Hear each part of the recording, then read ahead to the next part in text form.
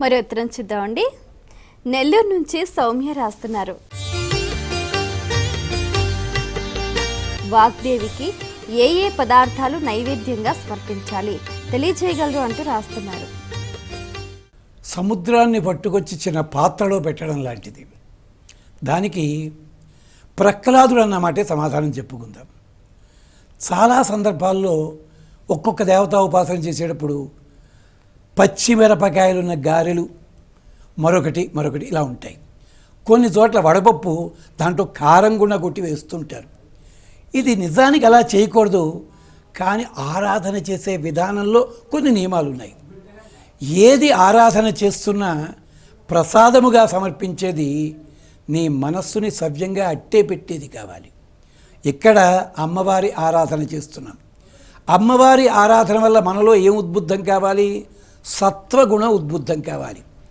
రజోగుణము తమోగుణం ఉండడానికి వీల్లేదు. అంటే సత్వగుణ సంబంధమైన పదార్థములే అమ్మవారికి నివేదన చెయ్యాలి. అంటే అర్థమేమిటి? ఏ పదార్థము స్వీకరించినట్టయితే నీ మనసు చంచలము కాదు, నీ శరీరము లోపల రాకూడని మార్పులన్నీ వచ్చే ప్రమాదం ఉంటుందో అలాంటి పదార్థములు తప్ప సాత్వికమైన ఆహారాన్ని నివేదన చెయ్యాలి. వడపప్పు, పానకము, పాలు, పెరుగు, మీగడ, వెన్న ఇలాంటి పదార్థములు. సరే, చిత్రాన్నము ఇవన్నీ కూడా చేస్తారు, దాంట్లో దోషమని కాదు.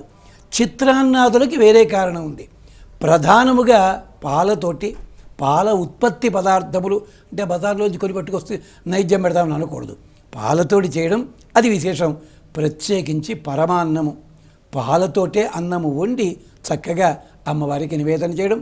దాంట్లో పంచదార కంటే బెల్లం వేయడం చాలా విశేషం. అదనమాట. అంచేది ఎందుకు ఇంత మాట్లాడుతున్నాం? ఇందాకన్నామే ప్రహ్లాదుడు చెప్పింది ఏమిటో తెలుసునా?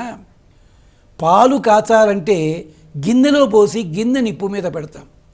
ఇవే పాలు చల్లారాలంటే ఈ గిన్నెని నీళ్ళల్లో పెడతాం.